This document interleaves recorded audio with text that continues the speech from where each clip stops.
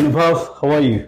Very good. How are you, Harshit? I'm good, thank you, and thanks for your time, Anubhav. This is our first YouTube podcast, and I thought that there's so much happening in the property market, investment market currently, and I thought that why not speak to the expert and see what you are seeing in the market.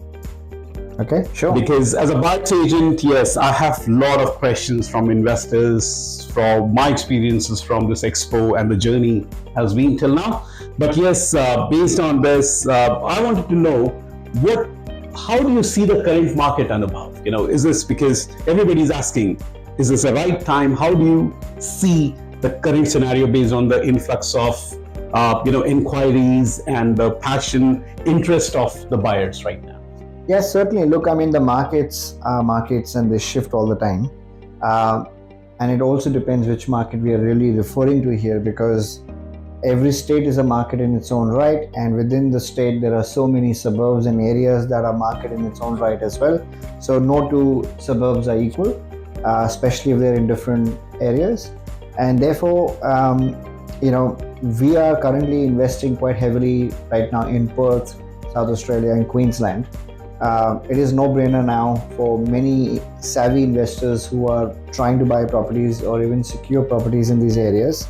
The biggest challenge we are seeing right now versus the last 6 months has been that not only it has created a lot of FOMO between people because the stock levels are so low, people aren't able to secure properties. They are literally paying just anything under the sun just to secure the property.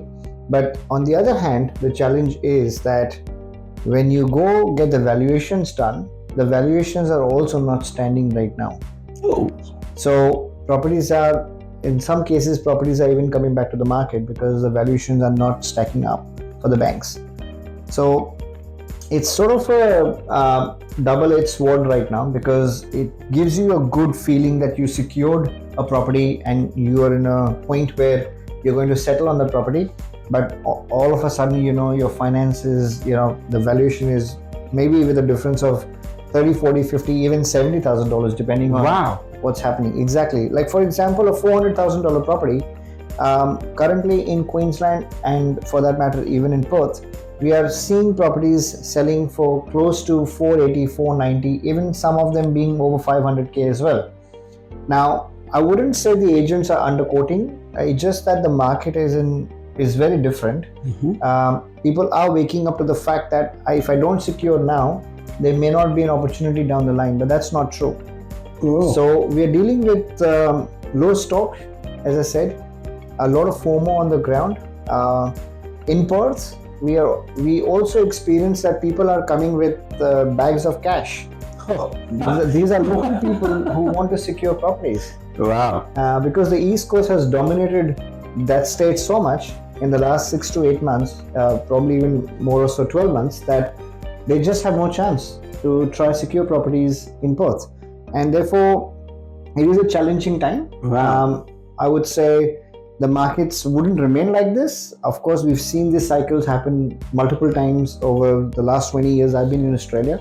So, but it's a phase that we are dealing with right now. Wow. And as you have been an astute investor yourself and running this company for the last 5 years, if we as a buyer's agent are seeing this problem on ground, you can expect, if you are you're in the market with the money due to FOMO, trying to secure property in the growth market like Perth, what would be the challenge for those individual buyers? How much time they have to go through all this? So this is quite interesting.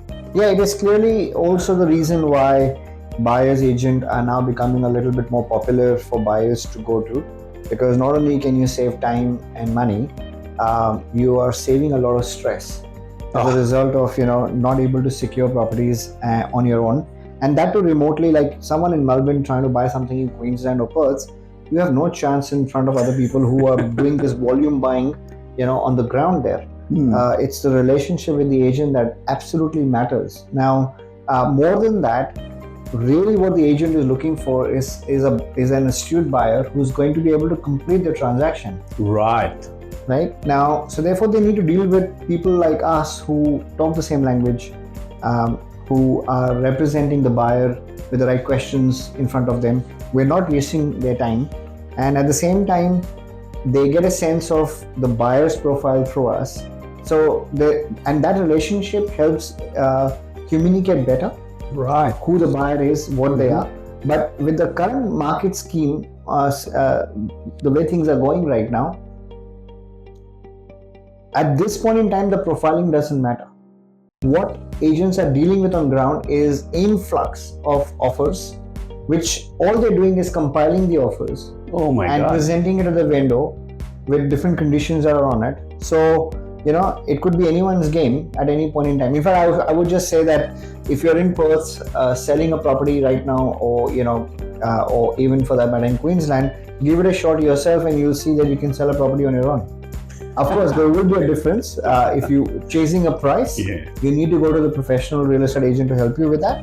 But if you're just trying to sell, it's a no-brainer. There are buyers everywhere.